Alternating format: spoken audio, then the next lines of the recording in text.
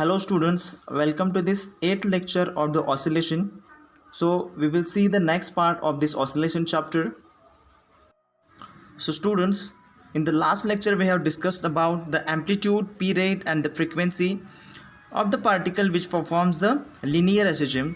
So in this diagram you can see this is the part we have just discussed in the previous lecture. So we will see it once again for your better understanding.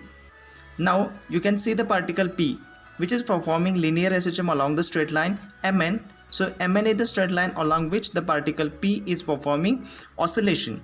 Now the center O is exactly in between the M and N.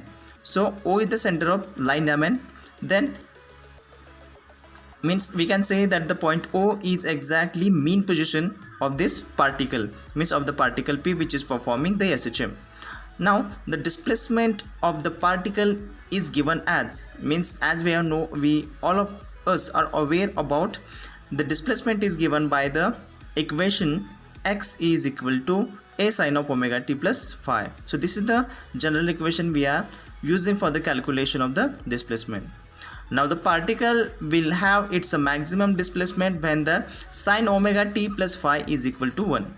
So when the value of sine omega t plus phi in the equation of displacement will be 1, then the displacement will be maximum. That's why the x will be exactly equal to plus minus a. That will be the amplitude. It means the particle will be at the point of M, at the rightmost position from the center, from the equilibrium position. Thus this will be the amplitude of the particle which is performing SHM.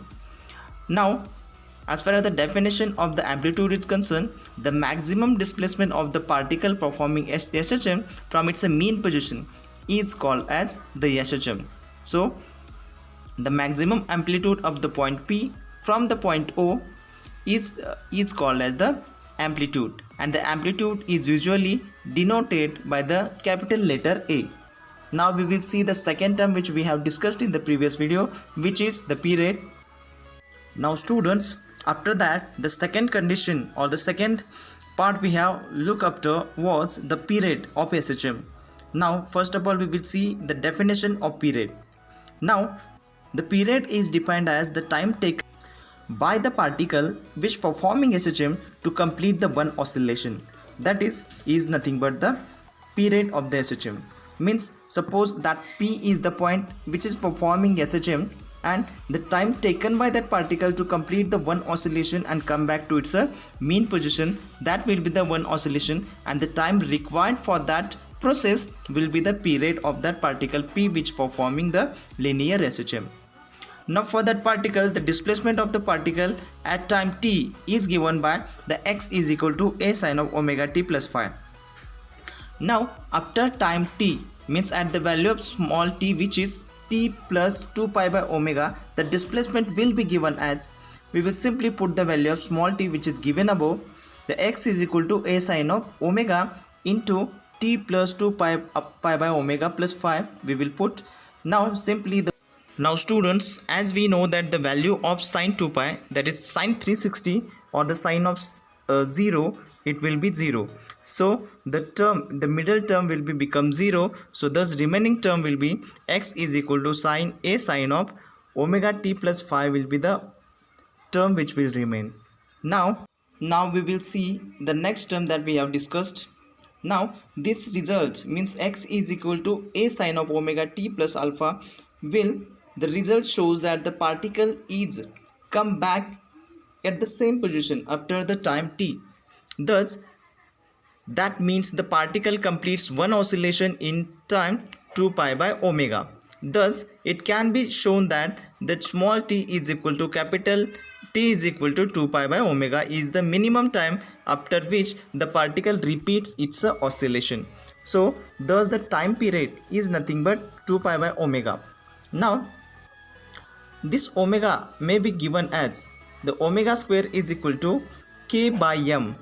Thus it will be omega square is equal to force per unit displacement upon mass. Thus it is nothing but the acceleration per unit displacement. Now the t may be given as 2 pi upon the value of omega in the square root, which will be square root of acceleration per unit displacement. Thus, the t will be given as 2 pi of square root. So students, these are the terms that we have discussed in the previous lecture. Now we will see the next part of this chapter. Now students, this is the next part we are discussing about. Now the last one case is the frequency of the SHM. Now as far as the definition of the frequency is concerned, it is the number of oscillations performed by a particle performing SHM per unit time is called as the frequency of that particle. We will repeat the definition one more time. The number of oscillations performed by the particle per unit time which is performing the SHM, that is nothing but the frequency of that particle. So in time t, the particle performs one oscillation, hence the unit time it performs, it will be 1 by t. So that will be the frequency. Now hence the frequency of n, that is of SHM, means the frequency n of the particle which is performing SHM will be given by n is equal to 1 by t.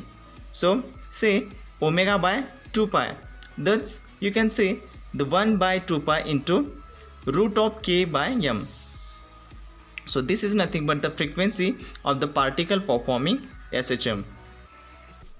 So students, these are the three important aspects we have seen from the previous video to this video. Now we will see few next part. We will proceeding to the next part of this chapter. Now students, we are going to see the one more method to measure or to calculate the amplitude A, P rate and the frequency. So we will see this method now. So students, this is the diagram popping on your screen of the reference circle method. So for this method we will make some consideration that let the rod is rotating, means as you can see the rod is rotating, which is indicated by the double line. You can see the rod is indicated in the circle with the double line. Now along the vertical circle in the xy plane, now rod is illuminating parallel to x-axis. Now students, you may have got the question that what is the meaning of illuminated. Illuminated means students blown up with the light, means the light will be fall on the rod parallel to x-axis, means the light source will be on the rod from the x-axis in a way that the shadow will be appear on the y-axis. So like this we have to illuminate the rod parallel to x-axis from the either side by the linear source of the parallel to the rod. Now you can see the shadow, or you can say the projection of the rod will be produced on the y-axis, means the projection of the shadow will be on the y-axis. Now students, the tip of this shadow can be seen to the oscillating about the origin, means tip of this shadow will be oscillating about the origin, means it will be oscillate about the center of the circle along the y-axis.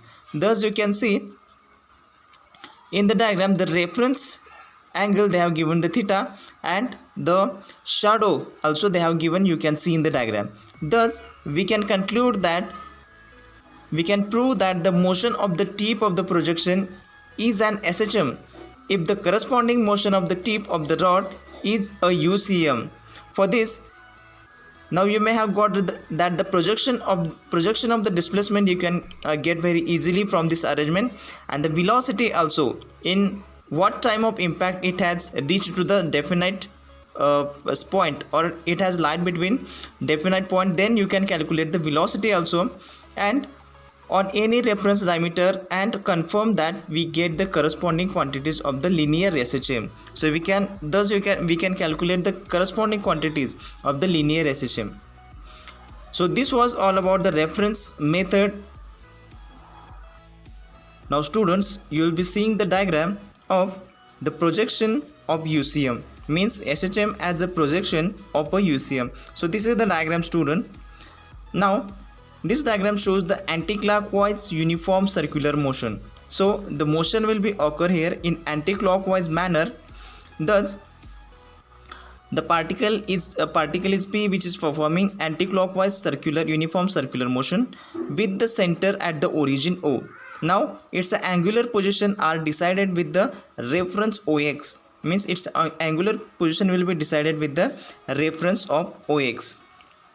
Now students, it means if the particle is at E, then we can get one example that if the particle is at point E, then the angular position is 0, means there is no angle formation is there, hence the angular position will be 0. Now at point F, you can see where is at point F, which is exactly 90 degree to the x-axis. So at point F, the theta will be, that you can say that the angle between that x-axis and y-axis, it is 90 degree. So in the radian it is pi by 2, and at point G it is 180 degree, means it will be the pi radian, and so on there will be the process. So if it comes again to the point E, it will be 360, means 2 pi radian it will be. Now let r bar be the OP, be the position vector of this particle, means the OP, that is the r bar is the position vector of this particle. Thus at t is equal to 0, let the particle be at PO, means when the time will be t equal to 0, then the particle be at point PO. As you can see, the angle is from the x-axis is phi. Now during time t, means during the time t, it has the angular displacement omega t, means during time t is required to perform the angular displacement of point E to reach the point P, and the angular displacement from the P0 to P will be omega t, and the total from the E to P it will be omega t plus phi. Now let us choose the diameter FH along the y-axis, means we have to choose the diameter FH, you can see in the diagram, along the y-axis. Thus the reference diameter and the label OM as the projection of r bar is equal to OP. I will repeat once again. Let us choose the diameter FH, means FH is the diameter that we have chosen along the y-axis as the reference diameter, means from which we have to start it for the considering. So FH will be the reference diameter and label it as a OM. So it will be OM. Now the projection of r bar is equal to OP. Projection of r bar, you can see here, it is OP. On this, the projection of displacement now we will see. At time t, we get the projection or the position vector OM is equal to OP sin theta, which is equal to y will be r into sine of omega t plus phi. So this is the value we have get of the OM, you can see. Now this is the equation of linear SHM of amplitude r. Then the term omega can thus be understood as the regular velocity as the reference of circular motion. For linear SHM, we may call it as angular frequency, as it decides the periodicity of the SHM. In the next session, we have to just come to know that the phase angle theta is equal to omega t plus phi of the circular motion can be used to be the phase of the corresponding SHM. Now students, we will see the next step of the next diagram.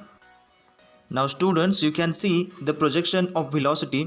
The instantaneous velocity of the particle P in the circular motion is the tangential velocity of magnitude r omega, as shown in the figure. Now its a projection on the reference diameter will be the Vy is equal to r omega cos theta, which will be further is equal to r omega cos omega t plus phi. So this is the expression for the velocity of a particle performing a linear SHM. Now the projection of acceleration. The instantaneous acceleration of the particle P in the circular motion is the radial or the centripetal acceleration of the magnitude r omega square. So you can see here students, which is directed towards the O. Its projection on the reference diameter will be Ay is equal to minus r omega square sin theta, which will further is equal to minus r omega square sin of omega t plus phi. So which will be finally is equal to minus omega square y. So this is the corresponding acceleration of the linear SHM.